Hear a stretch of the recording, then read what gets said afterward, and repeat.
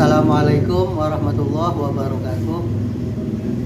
Alhamdulillahirabbil alamin. Assalatu wassalamu ala asyrafil anbiya'i wal mursalin Sayyidina Muhammadin wa ala alihi wa sahbihi ajma'in. Amma ba'd.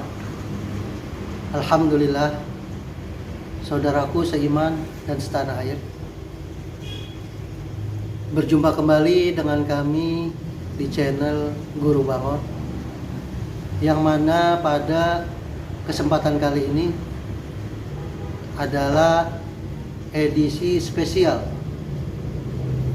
tentang sejarah kurban, yang insya Allah beberapa hari lagi kita akan sama-sama merayakannya. Akan tetapi seperti biasa, sebelum kita mulai kisah kita pada kesempatan kali ini, jangan lupa tekan subscribe dan like-nya untuk membantu perkembangan channel kami. Assalamualaikum warahmatullahi wabarakatuh.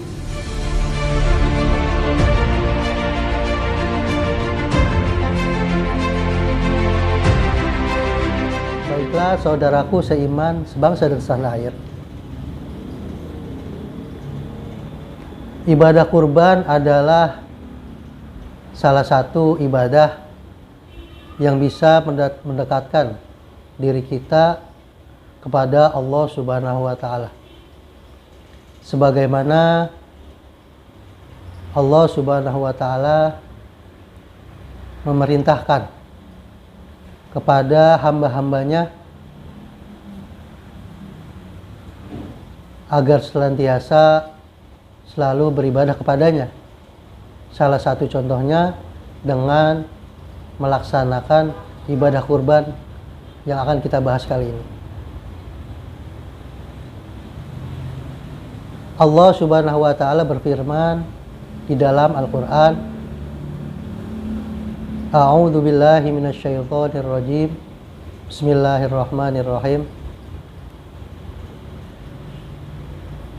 Inna a'tainakal kautsar fasalli li rabbika wanhar inna syani'aka huwal abtar. Shadaqallahul azim. Di dalam firman-Nya tersebut, Allah Subhanahu wa Ta'ala memerintahkan kepada kita semua agar senantiasa selalu menegakkan segala perintahnya dan menjauhi segala larangannya. Salah satu contohnya yaitu fasholli li rabbika wanhar.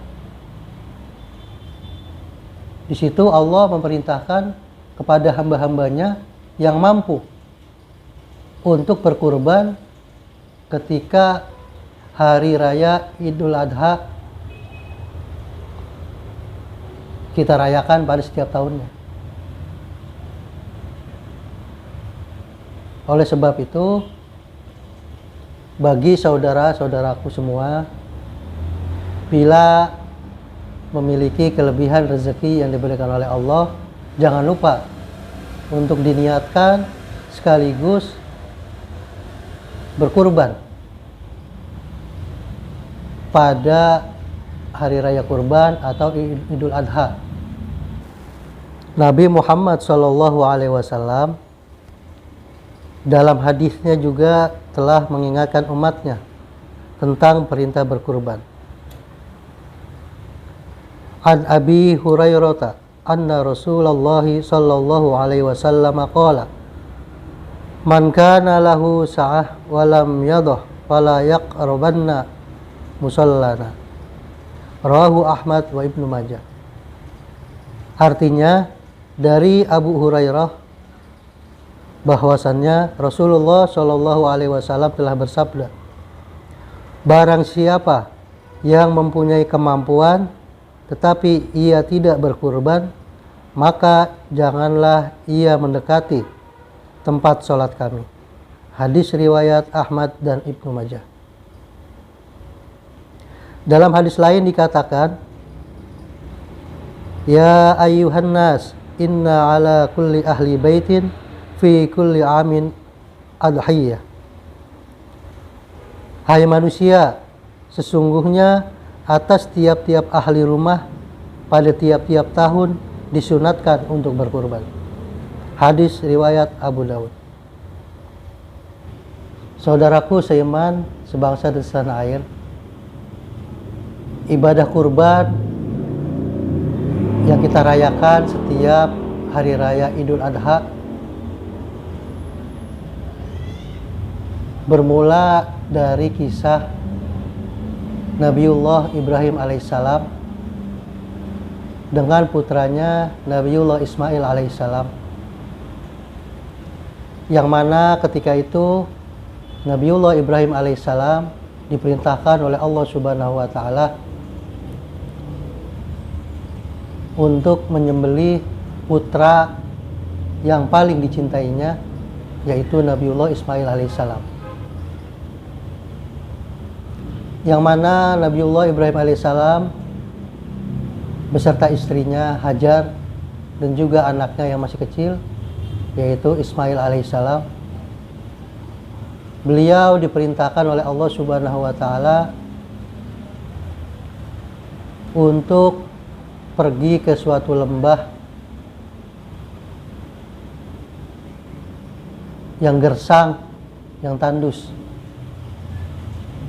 yang mana atas perintah tersebut Nabiullah Ibrahim alaihissalam mengajak istri dan anaknya ke lembah tersebut, yang di lembah tersebut beliau meninggalkan makanan dan minuman ala kadarnya, sehingga ketika Nabiullah Ibrahim alaihissalam meninggalkan istri dan anaknya untuk kembali ke negeri asalnya Palestina, beliau sangat khawatir karena meninggalkan anak dan istrinya hanya berbekal seadanya saja, sehingga Nabiullah Ibrahim alaihissalam selalu berdoa kepada Allah Subhanahu wa taala di dalam perjalanannya kembali ke Palestina. A'udzu billahi minasyaitonir rajim. Bismillahirrahmanirrahim. Rabbana inni askantu min dzurriyyati biwadin ghairi dzi zar'in 'inda baitikal muharram Rabbana liyuqimus sholata faj'al af'idatan minan nas tahwi ilaihim warzuqhum minas thamarati la'allahum yashkurun. Ya Tuhan kami, sesungguhnya aku telah menempatkan sebahagian keturunanku di lembah yang tidak mempunyai tanam-tanaman di dekat rumah Engkau, Baitullah. Ya Tuhan kami, yang demikian itu agar mereka mendirikan sholat, maka jadikanlah hati sebagian manusia cenderung kepada mereka dan beri rezekilah mereka dari buah-buahan, mudah-mudahan mereka bersyukur. Setelah Nabiullah Ibrahim alaihissalam kembali ke Palestina, tinggallah berdua Hajar dengan anaknya Ismail alaihissalam. Hari demi hari perbekalan yang mereka punya akhirnya habis. Bahkan air susu dari Siti Hajar pun mengering, sehingga Siti Hajar pun panik karena melihat anaknya Ismail alaihissalam menangis kehausan. Akhirnya Hajar berlari dari satu tempat ke tempat yang lain, dari Sofa ke Marwah,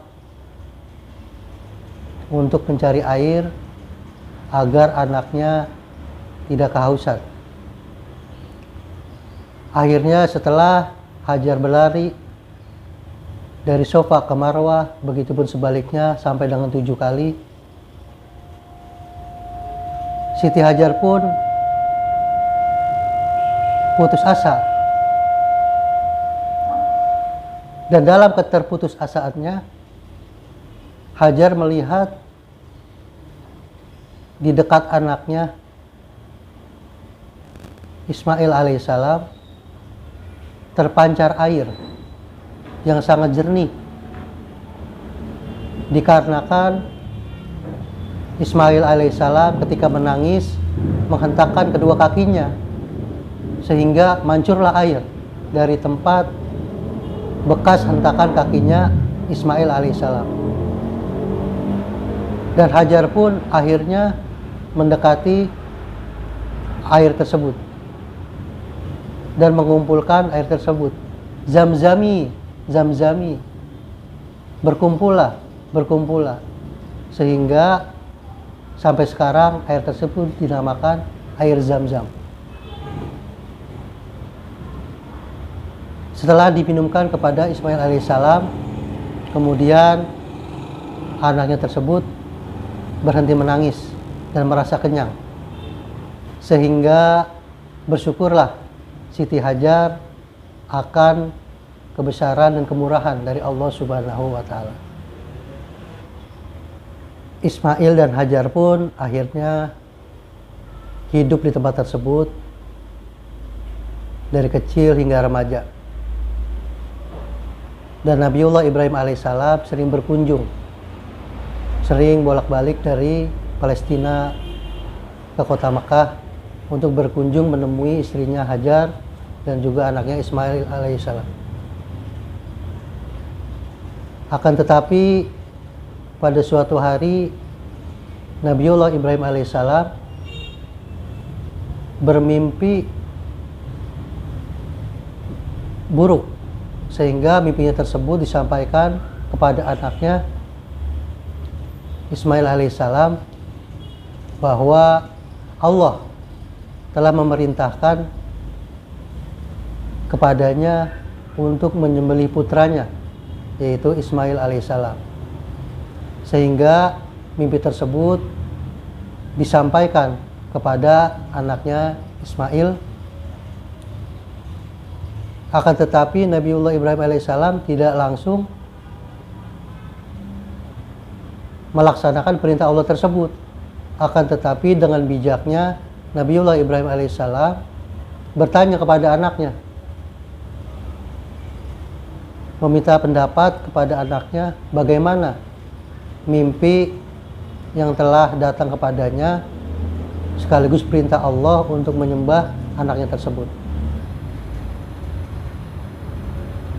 Hai anakku, sesungguhnya aku melihat di dalam mimpi bahwa aku menyembelihmu, maka pikirkanlah apa pendapatmu. Lantas Ismail alaihissalam meminta ayahnya untuk melakukan perintah Allah tersebut. Hai bapakku, kerjakanlah apa yang diperintahkan kepadamu. Insya Allah kamu akan mendapatiku termasuk orang-orang yang sabar. Hal ini sebagaimana terdapat di dalam Al-Quran surah As-Saffat ayat 102. A'udzu billahi minasyaitonir rajim. Bismillahirrahmanirrahim. Falamma balagha ma'ahu as-sa'ya qala ya bunayya inni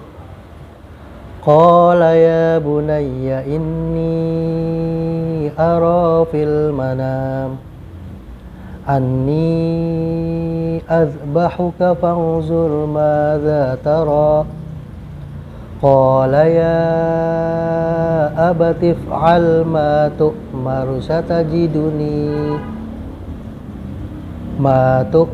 satajiduni insya'Allahu minas sabirin. Maka ketika anak itu sampai pada umur sanggup berusaha bersamanya, Ibrahim berkata, wahai anakku, sesungguhnya aku bermimpi bahwa aku menyembelihmu, maka pikirkanlah bagaimana pendapatmu.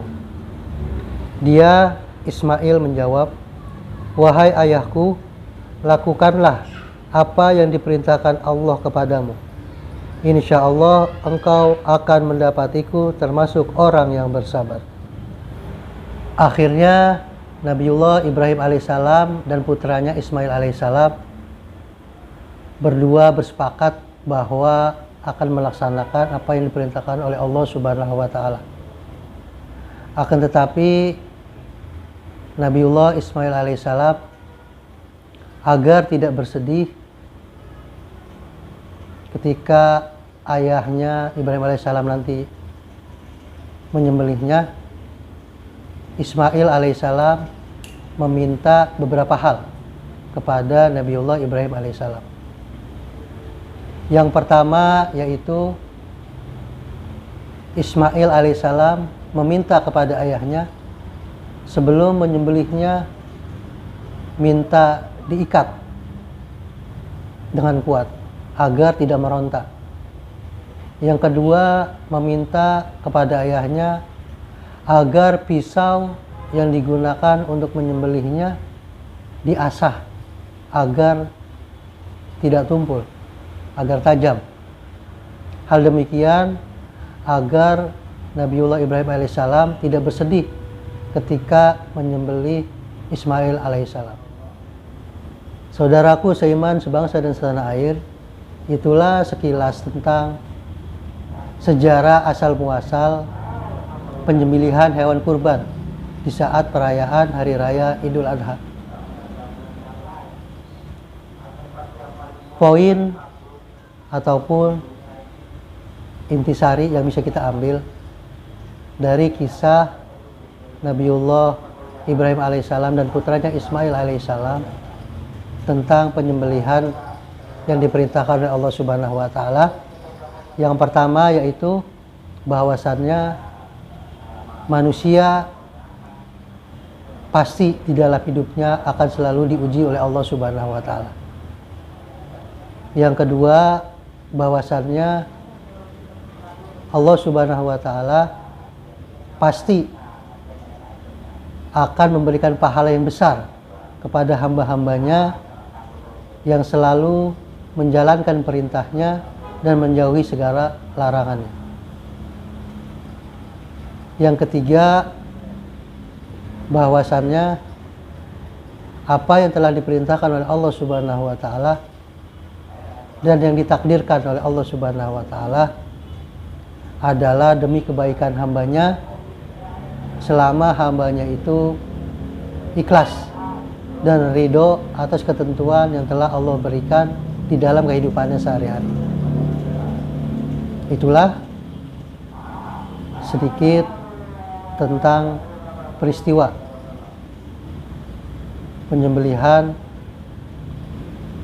yang dilakukan oleh Nabiullah Ibrahim alaihissalam kepada putranya Nabiullah Ismail alaihissalam. Mudah-mudahan kita bisa mengambil pelajaran dari kisah-kisah tersebut dan bisa meniru dan mencontoh sekaligus meneladani sikap-sikap serta sifat-sifat dari kedua nabi tersebut sebagai rujukan dari agama kita yang kita cintai, yaitu agama Islam, karena Nabiullah Ibrahim alaihissalam adalah bapak syariat Islam.